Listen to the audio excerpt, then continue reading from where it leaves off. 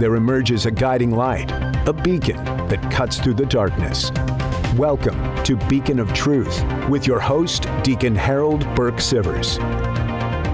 Hello, everyone, and welcome to Beacon of Truth. I am your host, Deacon Harold Burke-Sivers, and you're listening on the EWTN Global Catholic Radio Network. So great to be here with you today and, of course, this whole week. And, I spent the last month home, Christmas, a couple weeks during Christmas and a couple weeks in the first part of January. I really enjoyed being home. I had a very busy travel year last year, over 250,000 miles, and I needed the break, and I thoroughly enjoyed my time home. Now, it's time for me to be back out there doing the work that God has called me to do. So where in the world am I?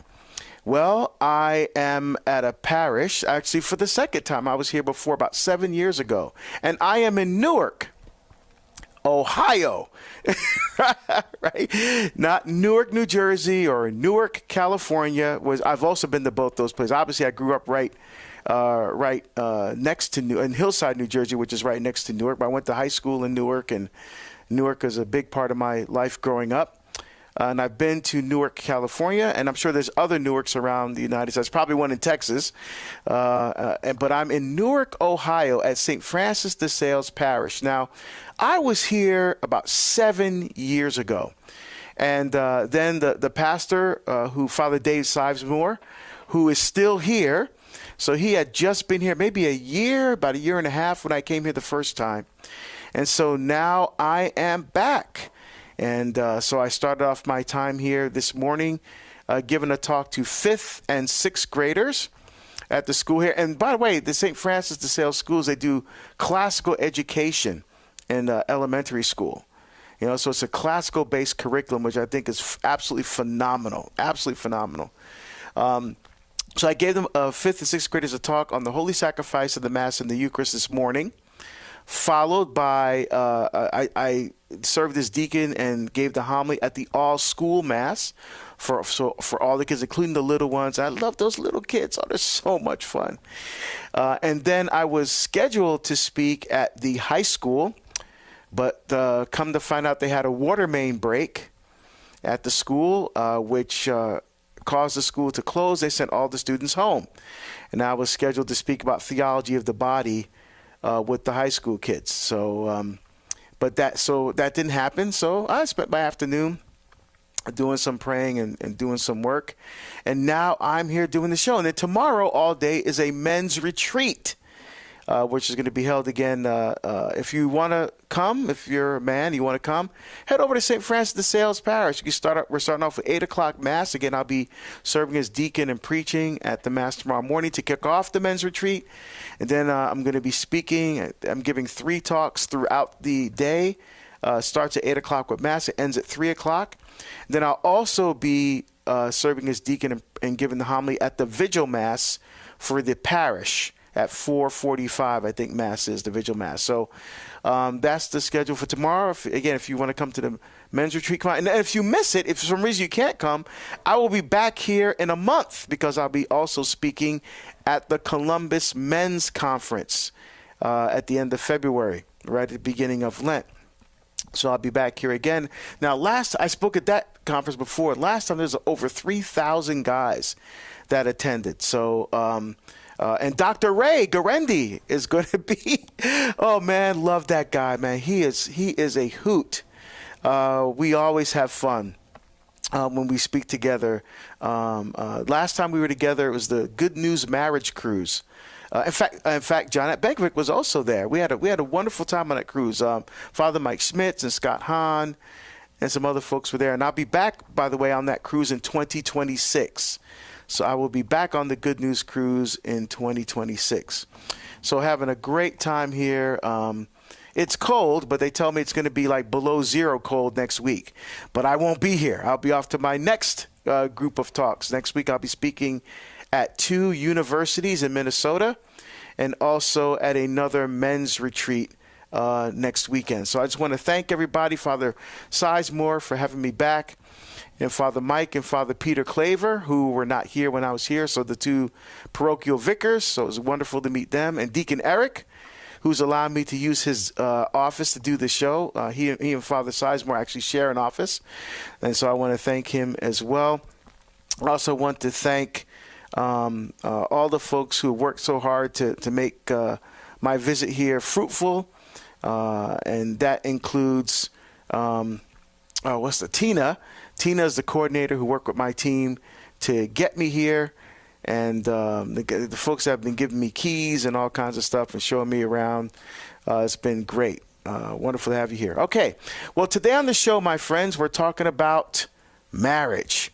And we're talking about marriage because we're confused about what marriage is. We're confused about a lot of things. We're confused about gender. We're confused about race. We're confused about a lot of things. But today, we're going to talk about marriage. What is marriage? That is the topic today on Beacon of Truth.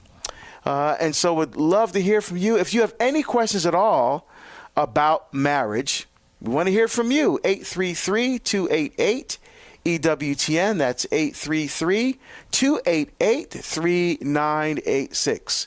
You can also email us, beacon@EWTN.com. And you can even text the letters EWTN to 58177. Wait for a response and text us your first name, your brief question. Remember that message and data rates may apply. And as we go into this weekend, I hope that you are going to spend time with the Lord and spend time enjoying your time with your family and your friends. And I enjoy spending every day with my friends. And today that includes Michael McCall doing call screening today and Pedro Quiles doing social media. But we have our producer, the one and only Ace McKay. Ace, how you doing today? I'm good. It didn't even dawn on me till this morning that it was a 3-day weekend for many, including myself. So that's right. It's like, okay, that's right. I'm going to have to do that. But what's interesting, as we're talking about marriage, my wife and my daughter both out of town this weekend, so it's my son and I. So I told him, I said, whatever you want to do, bud, let's do it. So he has never seen the movie Goonies. And this is the 40th anniversary of the release of that movie. So they're showing it on the big screen in town. So we're going to pick a day sometime over the next few days and go see it. Because he and I, we're kind of movie buddies. Like we like a lot of the same things. So at some point, he's going to learn that Goonies never say die. So. Well, I didn't realize this is 40 years since they made that movie. Well, they filmed that in Astoria, Oregon. A lot of that was so there's a couple of movies that were popular. For one of them was Goonies. That was filmed in Astoria. In fact, you can go up there and see the Goonies house, and Haystack Rock also features prominently in that movie, and those are all Oregon places. Yeah. And also, a lot of people may not know this, The Shining with Shelley Duvall and Jack Nicholson. Yeah. The exterior shots of the ski lodge is actually in Oregon. I had heard that. It's actually Timberline Lodge on Mount Hood. The interior is based on a ski lodge in Colorado, but the exterior is Timberline Lodge in Mount Hood. So people go up there. I want to take a picture with The Shining, you know. Thing. And so, and I'm sure there's other movies that filmed in Oregon that I don't know about, but and it's always that's cool. It's cool when you see like things from the big screen in real life. Like I remember being in New York and seeing one of the shots from You've Got Mail, like the little cafe there where he meets her, or they see that who each other is for the first time. I was like, wait a minute, I am right in the middle of a movie scene. Like you just find yourself, it's like it doesn't dawn on you that it's not on just some movie set somewhere. Things are shot in real locations, so it's kind of cool when you get into those settings. Yeah, that is pretty cool. We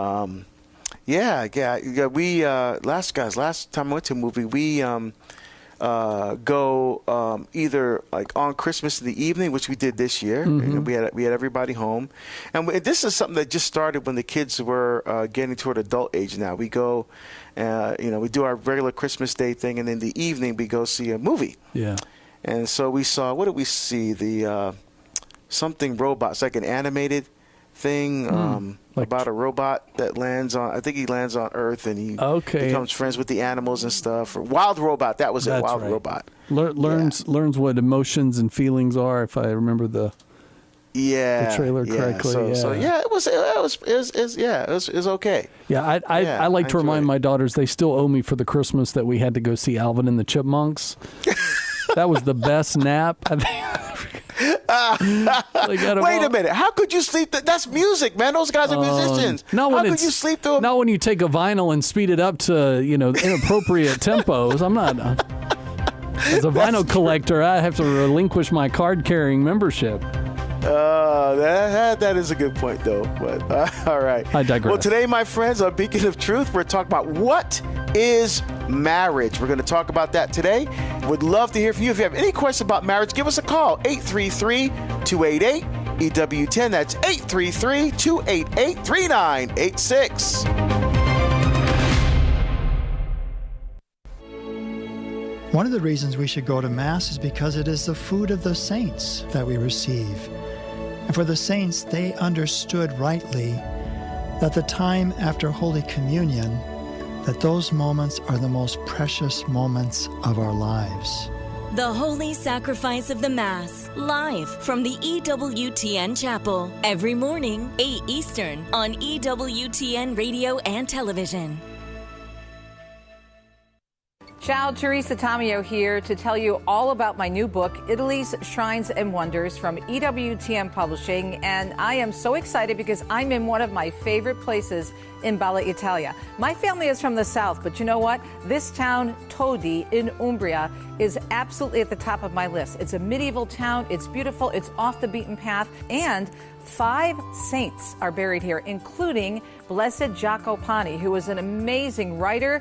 And there's a great story that you're going to find out about him in my book. So one of my favorite places, Umbria, the central region that we're in right now, and Todi. Check out my book, and you're going to learn all about Italy, especially my favorite areas. Ciao! Italy's Shrines and Wonders, discovering sacred spaces, fascinating places, and destinations off the beaten path, by Teresa Tamio, the latest release from EWTN Publishing, now available at EWTNRC.com or call 1-800-854-6316.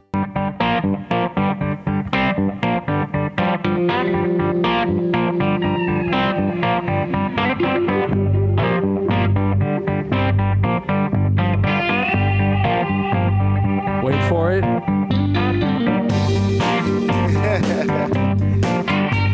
I love that. It's kind of like Dire Straits kind of sound, man. You know, It's the bobbing head. That dun dun dun dun. The way to get that is it's kind of like a finger style, but with kind of muting that left hand.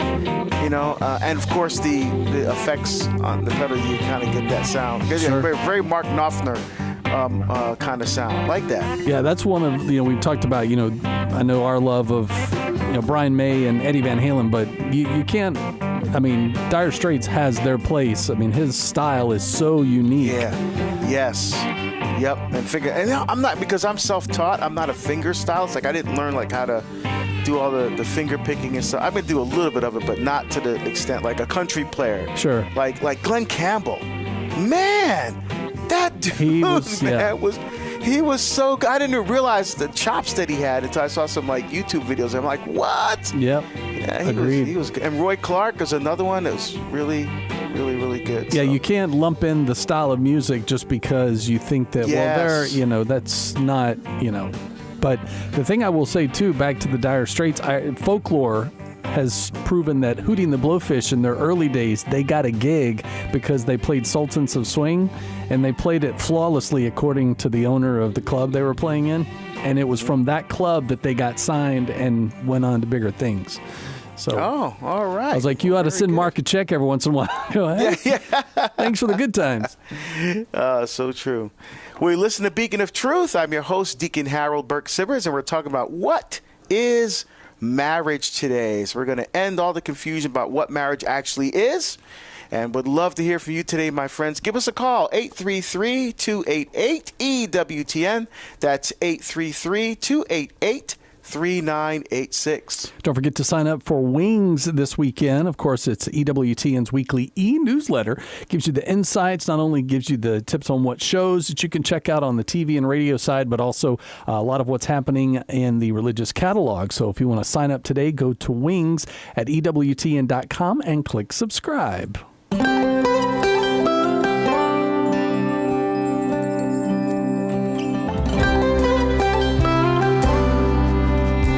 All right, my friends, it is now time for the Soulful Psalms segment of Beacon of Truth. The Soulful Psalms is that part of the show.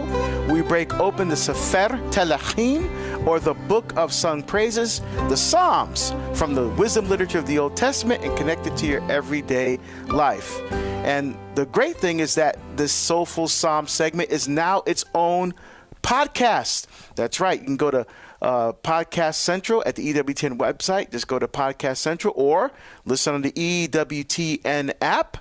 Or you can also listen on your favorite podcast platform, such as iTunes or Spotify or SoundCloud or one of those, and listen to the Soulful Psalms every day. Now, we're going to take a look at Psalm 90, and we haven't started this psalm yet. By this point, almost a year into the show, we've at least dug into most of the psalms, but this is one we have not looked at yet. This is Psalm 90. Psalm 90 is the start of Book 4 of the Psalms. So Book 4, Psalms 90 to Psalms 106.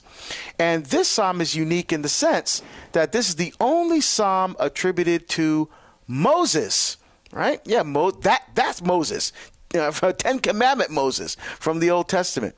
And the prescript of the psalm is very simple. It's the superscript, prescript of the psalm. Prayer of Moses, the man of God. Very simple. All right? So let's dive in. I love this. I love the way this psalm starts off here. O Lord, you have been our refuge from generation to generation. I love this. Before the mountains were born, or the earth, or the world were brought forth, you are God from age to age. I love that. I love when Psalms come out just like, and David does this obviously a lot, starts praising God. He's giving honor to God right off the bat. So Moses here, Lord, you have been our refuge. Right? So remember, Moses led them out from slavery in Egypt, leading them through the desert for 40 years to the promised land. And God is protecting these people. He protected them when they crossed the Red Sea. And in Pharaoh's army, the sea came back over. When Pharaoh's army followed them in, the sea came in and closed over Pharaoh and his army, and they were swallowed up. When they met different enemies in the desert, Lord protected them. He goes, but what I love about what Moses says here is from generation to generation, or in the previous Grail version of the Psalms, it said from one generation to the next. All right, so from generation to generation. So Moses understood that God protects his people not just at this particular point in time, but that this is generational. God, because he loves us, is always looking out for his people. And I love before the mountains were born, before the earth and the world, because he's going back to the beginning of creation. He goes, but I love that how it doesn't agree. The verbs don't agree here. Before the mountains were born, or the earth, the world were brought forth. Not you were God. You are God. See, I love that. Yeah, maybe a linguist would, the verbs don't agree. Who cares? The reality of what Moses is saying here is the beautiful part. Before any of that, anything that exists came into being, you are God from age to age, the Alpha and the Omega. Beginning and end. Why? Because God is existence himself. He has no beginning. He has no end. Time exists as a creation of God, and we exist within the framework of time. And I remember when I was, I must have been in my late 20s listening to Scott Hahn CDs back then, and he was talking about how even after we die, we're going to still experience time in a very because we're human beings and we're going to have glorified bodies. We're going to experience time in a very different way than we experience it now, because the only one that exists outside of time is God. right? So I love that. And it continues in verse 3. You turn man back to dust and say, return, O children of men. I love that. Again, the word there is Adamah. In Hebrew, it's the same word that's used in Genesis chapter 2 when he talks about he formed man of dust of the ground. It says, remember, later on in Genesis 3, remember that you are dust, Adamah, and to dust you shall return. And so you turn man back to dust and say, return, O children of men. To your eyes, to God's eyes, 1,000 years are like yesterday, come and gone. No more than a watch in the night, right? So again, this idea that God exists outside of time, that time is under God's authority, under God's control. And again, in God's eyes, 1,000 years, oh my goodness, that's a long time. That's a millennium, but for God, nothing, blink of an eye, just a little watch in the night. I love how Moses really shows the power of God here. The omnipotence of God.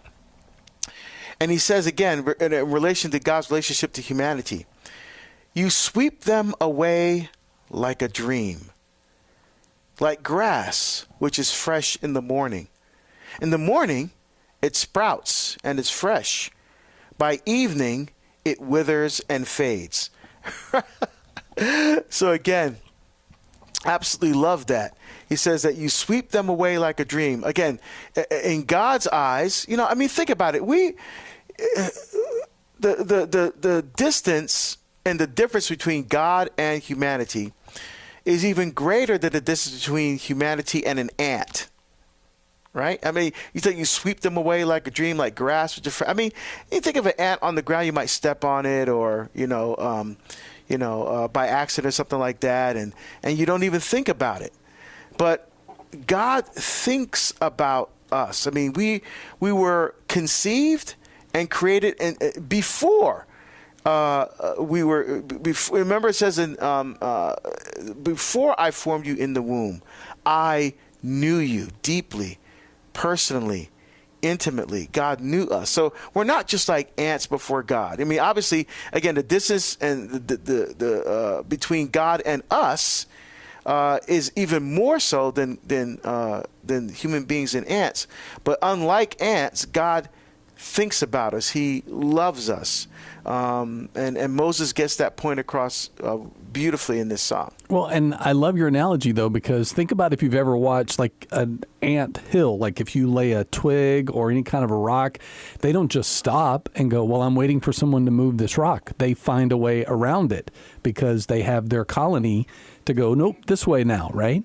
And that's why we have the church. That's why we have each other to lean on. And God gives us that while we're in the waiting of him moving, because oftentimes he's already moved and acted on something, but there are things or forces getting in between us and the blessing or the object that is keeping it from being the fruit. So we just think, well, God's just not listening to me. And we want to blame him because that's who we talk to about such elements of our life.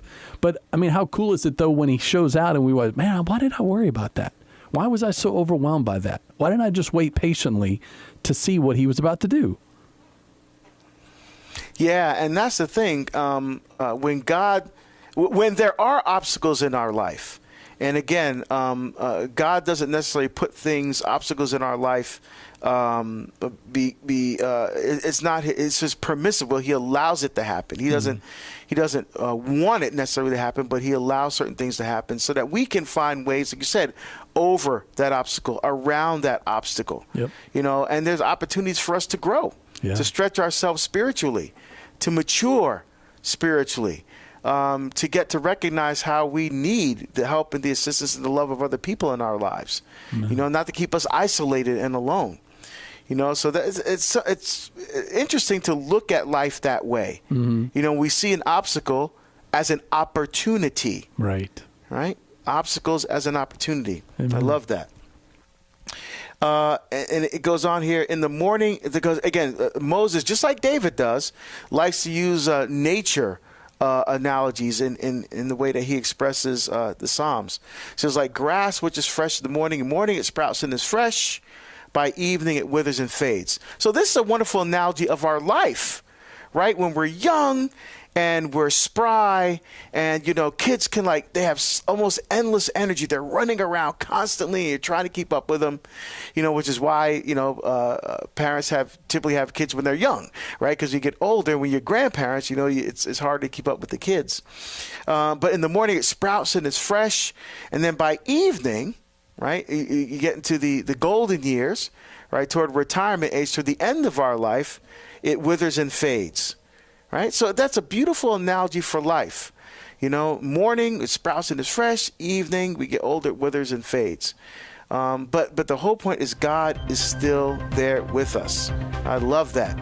All right, we're talking about what is marriage today on Beacon of Truth. We're going to undo all the confusion about what marriage is. And if you have any questions about marriage, would love to hear from you today, my friends. Give us a call, 833-288-EWTN. That's 833-288-3986.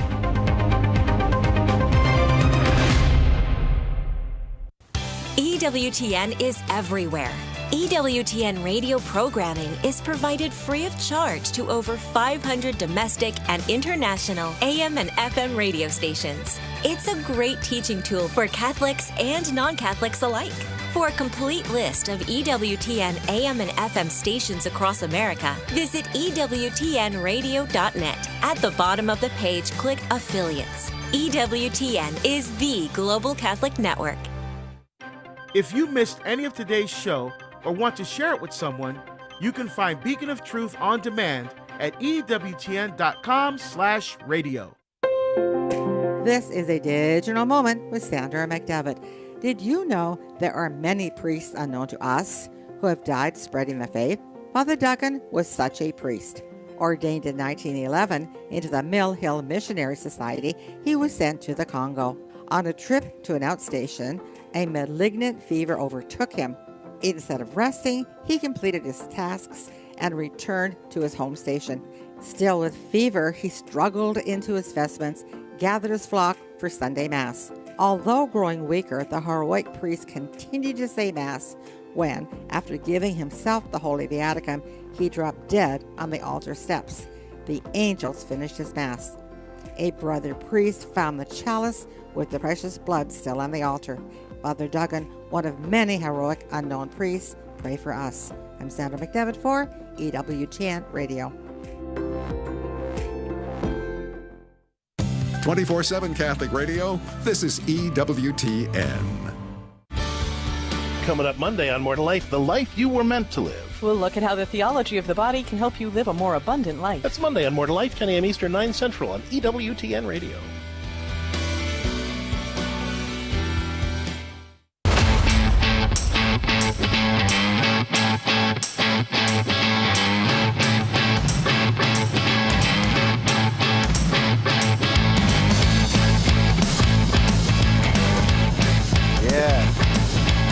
The free-for-all Friday. Yeah, I like that. Now, I'm assuming in your early days, your band didn't create mosh pits in front of the stage? No. Okay. I didn't think so. Like that. Yeah, we just wanted people just to come and enjoy and have a good time. No mosh pits or injuries or anything like that. Bottles being thrown. I've seen that. Sure. In some of those times, people just get, I don't know if they're on something or they're just so excited, they got an adrenaline rush, and you don't want to ever go to a concert and end up hurting somebody, right? Because everyone's there just to enjoy themselves. Yeah, I realized when I was getting older, when I went to see my favorite bands, and I was glad that nobody was standing up. Like I was like, hey, I can just chill. This is great. Because you get home from a concert and you're like, man, I'm exhausted.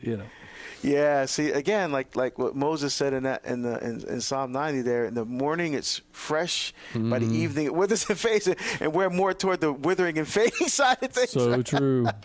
Got the gray to show it. Amen. Well, I'm Deacon Harold Burke-Sivers, and you're listening to Beacon of Truth, and today we're talking about what is marriage. So we're going to address what marriage is and what it isn't today on Beacon of Truth. Of course, we'd love to hear from you. If you have any questions about marriage, say, give us a call, 833-288-EWTN. That's 833-288-3986. Looking forward to this weekend as Fathers of Mercy Hour gives you a chance to hear some of the great teachings from Father Wade, Father William Casey, just to name a few. And you can, of course, check it out twice, Sunday morning, 4 Eastern, and then Monday at midnight Eastern on EWTN Radio. Again, you can mark that and set your reminders for Fathers of Mercy Hour. All right. So, again, we're talking about what is marriage today on Beacon of Truth. Of course, we'd love to hear from you today, 833-288-EWTN. That's 833-288-3986. So I want to start off by sharing a true story in which I actually had to explain what marriage is to someone. So I was speaking up just north of where I live. Up in the Seattle, Washington area, not Seattle itself, but in that area. And I was having lunch with a brother deacon, Deacon Jack, who was a deacon in the Archdiocese of Portland for many years. But when he retired from his career, he moved up, he and his wife moved up to Washington to be closer to the grandkids. And so I had not seen Deacon Jack for a long time. And so we were having lunch together at a Chinese restaurant. We were just having a great time catching up. And one of the things we talked about is music at his new parish, at the parish that he's assigned to now. And we're just talking about, well, different ministries, how he's serving as a deacon and all the different challenges. And we were talking about music. So when we started talking about music, a waitress, not our waitress, but another waitress came over. And I noticed that she was wearing a wooden cross. Not a crucifix, but the corpus on it. That's the difference between a cross and a crucifix. So the cross is just the cross itself, but a crucifix has the body of the Lord on it. So she's using a small wooden cross. It's pretty good size. I mean, you can clearly see it. So she came over to our table and she goes, I didn't mean to eavesdrop, but I heard you guys talking about music. Are you musicians? And so Deacon Jack explained to her, well, no, we're not musicians. We're deacons, actually, in the Catholic Church. And I moved up here, and now we're just talking about what music's like in the new parish. And he saw the cross too. So he says to her, "Are you Catholic?" So she goes, "No, I used to be Catholic." She talked about how she was from Texas, and then when her parents got divorced, her dad moved up to Washington State, and she lived with her mom, and that wasn't going well. So she decided to come and live with her dad. And because her dad doesn't go to church, she doesn't go to church. So Deacon Jack says, well, my parish is not too far from here, and you are most welcome to come. If you just wanted to come, and I'll show you around, and you're most welcome to come to the church. He sent her a very nice invitation. And so she goes, yeah, okay, yeah, kind of like just being nice, And then she paused, and then she said, can I ask you guys a question? What do you guys think about gay marriage? And so at this point, Deacon Jack takes a sip of his coffee and looks over at me as if to say, your turn, because up to this point, he had been doing all the speaking, right? And I had not said a word yet. And so what I want to share with you now as we go through this discussion about my conversation with her, all right? Because it's all about Ephesians 4:15. It's about sharing the truth of the faith in love. But we have to speak the truth, but it always has to be in love. So first of all, I said to her, what is marriage? Like, literally, what does the word marriage mean? And she did not know.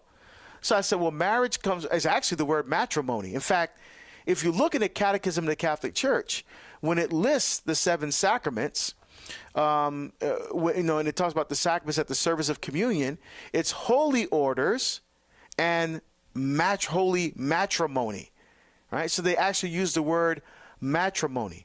So matrimony is a combination of 2 different words in Latin. Matri is a derivative of the word mater, which means mother. And monium is a suffix ending in Latin which means the state or condition of something. So matrimony literally means the state or condition of motherhood.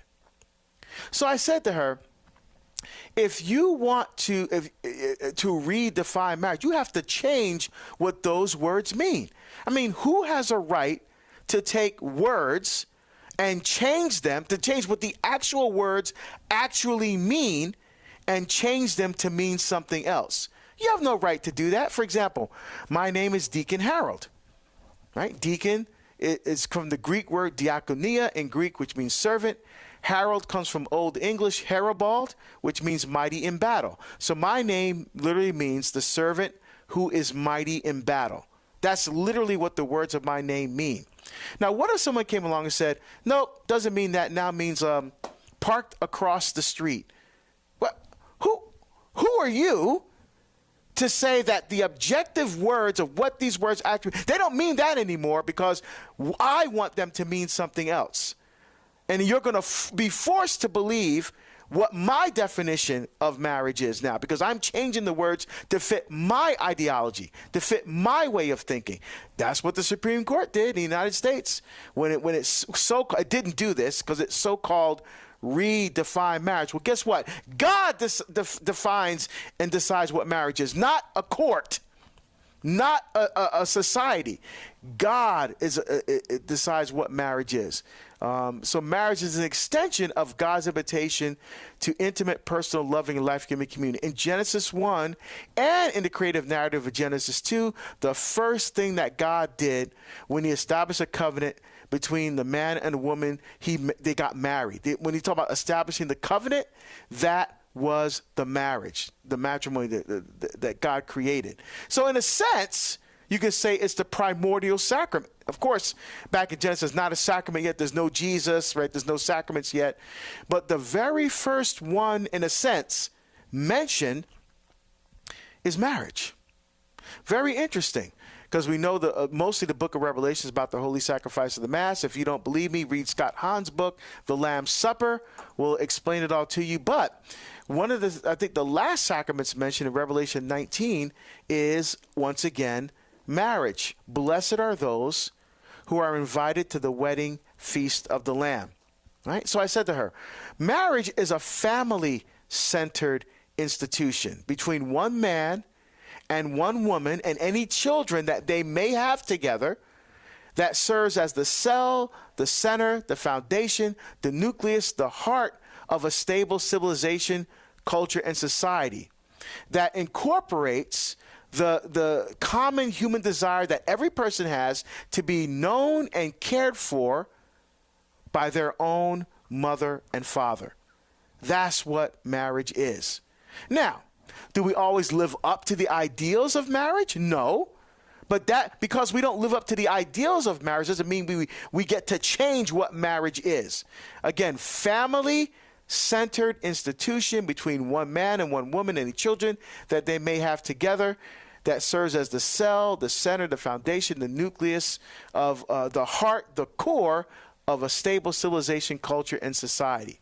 Right? That's what marriage is. But what we've done today, marriage has become an adult-centered institution. That's simply a public recognition of some kind of relationship, committed relationship between two people, and not even between two people. It could be more than two people. It could be 4 people, 5 people, which is polygamy. Or it could be between people and objects, like inanimate objects. People, again, if you Google this yourself, people attempting to marry apartment buildings, bridges, pets, all kinds of things. And notice in that adult-centered definition, so-called definition of marriage, that adult-centered version, no mothers, no fathers, no children. Right? So matrimony, and the family are of a public interest. That's why in tax laws, that relationship has always been protected and always been given tax breaks, because you can, even to this day, single, married, married filing jointly, married filing separately. There's different categories, right? Because it recognizes that relationship is a public interest. Because it centers as the nucleus of society, it should be recognized and protected as such because of what that relationship does for all of society. It is not an alternative lifestyle. Marriage is not an alternative lifestyle where personal, private relationships come into the picture, because those do nothing to help society. Right? So public authorities, quite frankly, should not get involved in a person's private decision. Right? The state should be focused on the common good, what's good for all of us, not what's good for certain individuals and certain people. Right? But that's where we've gotten to right now. So we're talking about marriage today on Beacon of Truth, what marriage is and what it isn't. Would love to hear from you today. 833-288 EWTN, that's 833-288-3986. Zeke is calling from Phoenix, Arizona, listening on Sirius. I guess that'd be Sirius XM 130. Zeke, welcome to Beacon of Truth. Hi, Deacon. Thank you for taking my call. I'm a first-time caller. I love Great your, to hear from you. Glad you're here. About the faith. So in regards to marriage, I'm a young adult discerning the vocation of marriage. And I really have taken interest in Pope John Paul II's teaching on theology of the body, which has kind of remapped my idea of dating and the vocation of marriage. So ideally, I'd love a Catholic spouse. But sometimes I run into people that are non-denominational or Christian or have a familiarity with our faith. So I guess my question to you would be, is it worth, exploring this vocation with somebody that's not Catholic? Should I just be an example? Obviously, you don't want to get too late in the relationship and then figure out that that's not going to work. So what's your advice for a person that's dating that wants a Catholic marriage? Yeah, thank you for that. It's a great question, Zeke. So here's what I would say. It's always best when it comes to the faith piece to marry someone that's the same faith as you are. It just makes life easier, and what I mean by the same faith, not just a Catholic, but a practicing Catholic. I mean, if you're a practicing Catholic, you should find a spouse, a woman who is a practicing Catholic. Because, you have people that say, well, I'm Catholic because I go to church, but I don't really practice like theology of the body. They want to do contraception and they want to do all these things. He's like, well, no, that's not really a part of the relationship I want to be in. So it's always easier. Well, first of all, marriage is not easy. No matter who you marry, it's not easy, right? But it's easier, at least from a faith perspective, and no argument about how you're going to raise the kids and whether we're going to go to church or whether we're going to pray rosaries as a family. Those things become easier if you marry another Catholic. Now, that doesn't mean to say that you have to marry another Catholic, but here's what you have to consider. If you consider someone who's a Christian who's not Catholic, they have to be willing to have the kids raised as Catholic once they get married. So if they don't want that to happen, or I don't really want to go to Catholic, I want to go to Lutheran Church. I mean, if you can't figure that stuff out, I'm talking about way before you're engaged, in the discernment process, as you're discerning whether this is the person that God has placed in your life to help you get to heaven, those are things that need to be discerned, and I believe discerned early in the relationship. So don't compromise, so the thing is the person open to at least learning about the Catholic faith? So for example, what I would do is, I have a spouse that was not Catholic. I would encourage them to go through the OCIA process, not necessarily to become Catholic, but just to learn and be open to learning about what the Catholic faith teaches. At the end of that process, they may still say, you know what? I have a better understanding. There were some misconceptions I had about the church, that I don't have anymore. You've answered my questions, but I still don't want to become Catholic, at least at this point. But at least they understand what they're getting into if they're going to marry you. And if they're okay with that and open to that, who knows? That could be the seed that God planted in their hearts, that down the road they may eventually become into the Catholic Church because of your witness and example as what a husband and father is, what it means to be Catholic in the spirit of St. Joseph. maybe she'll see, wait a minute, this is awesome. This is the kind of relationship I want to be in. This is the faith that I want to, raise our children, that kind of thing. So hopefully that helps. Does that make sense for you, Zeke? Oh, definitely. Thank you, Deacon. And, I keep my options open, but at the end of the day, I'm not leaving the Catholic Church. I have a devotion to Our Lady. I love having the Eucharist. All my family's Catholic. And it's really hard for me to say that I would ever leave. By the grace of God, I hope that never happens. But I think you've helped me a lot with saying at least the kids, but hey, if we have OCIA, we have options for you to at least explore it. So thank you, Deacon. Yeah. And here's one thing to think about your wife. I mentioned briefly St. Joseph. Think about the marriage of St. Joseph. St. Joseph was married to the greatest human being ever created. Right? And she placed herself under his authority. Why? What was his main job? To serve, protect, and defend his family. Every decision that Joseph made was not in his best interest. It was always in the best interest of the Blessed Mother and Jesus. Right? He died to himself so he can give his life in service to his family. That's the example you need to give as a husband and father. And if I would have, it took me a while to learn that lesson myself in my own marriage. But once you get that and you put your pride aside and all that, then God can do amazing things in your relationship. So please be assured of my prayers, Zeke, and stay strong in the faith. And I will pray that you will find that spouse who will help you get to heaven. All right, we're talking all about marriage here on Beacon of Truth, 833-288-EWTN. Any questions you have about marriage, give us a call, 833-288-3986. So in my continuing discussion, now I'm having this discussion with the waitress at the table.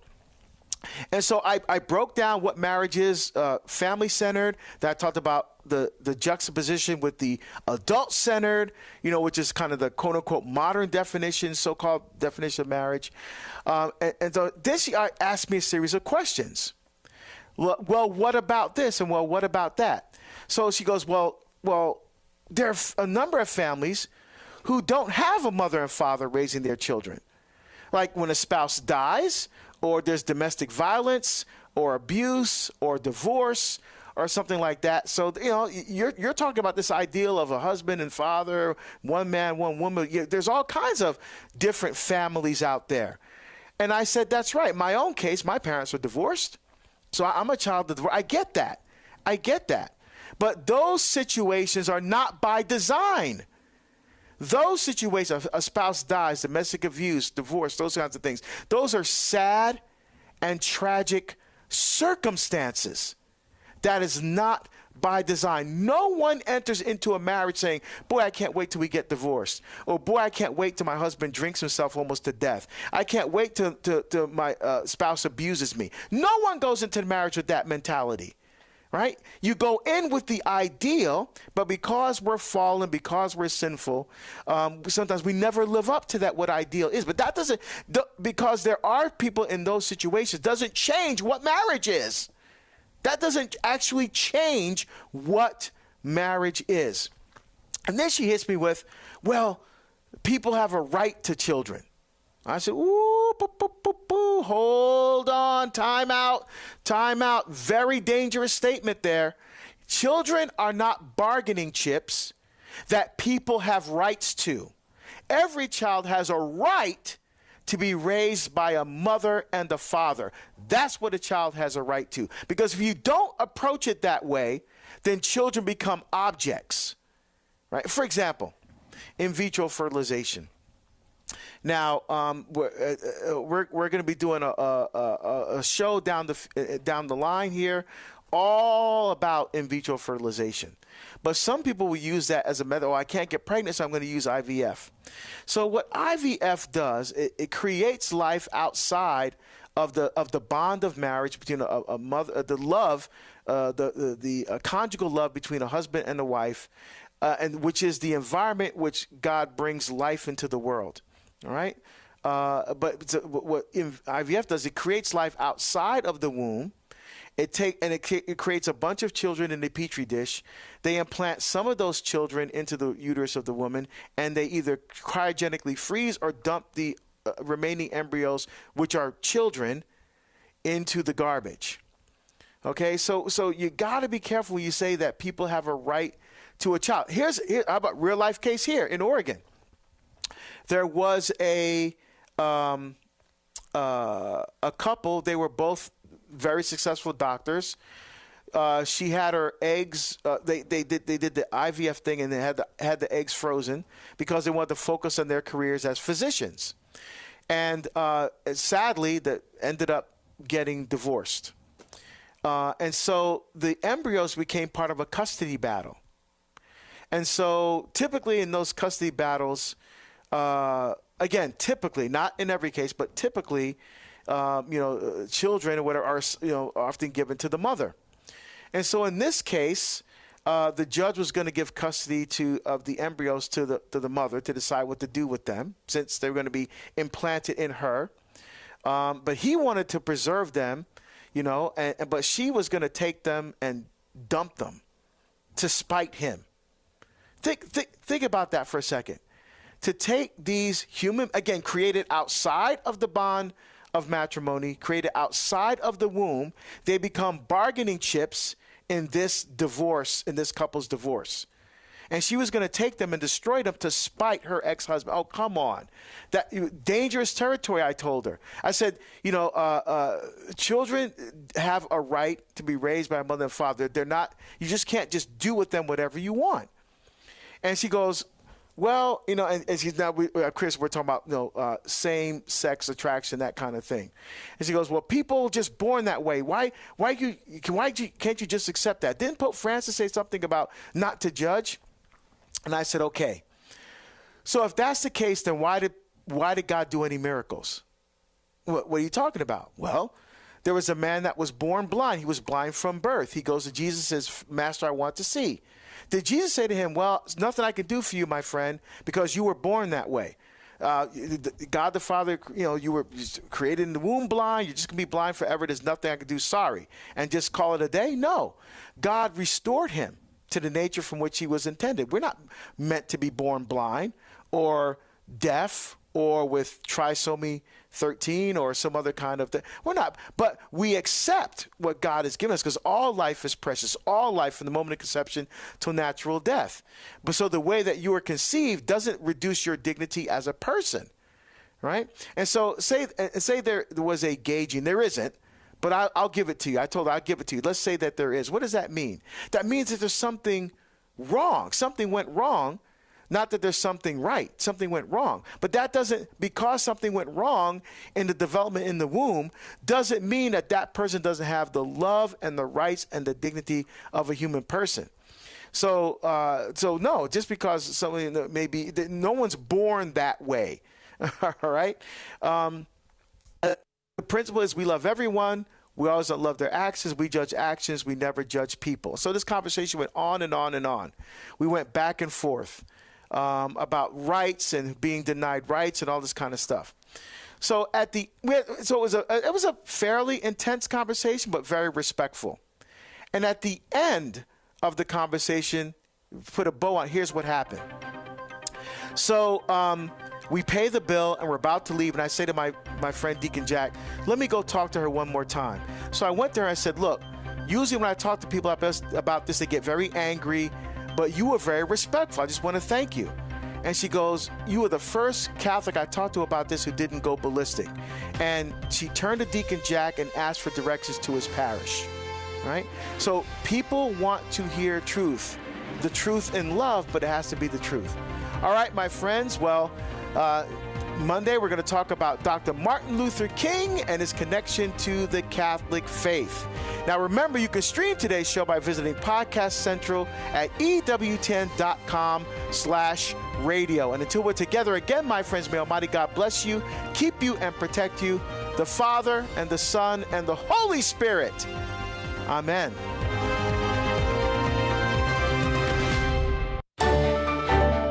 I'm Jeanette DeMello, Editor-in-Chief of the National Catholic Register, and together with Matthew Bunson, I co-host Register Radio, where every week we talk to the Register's writers and editors about the news you need to know and offer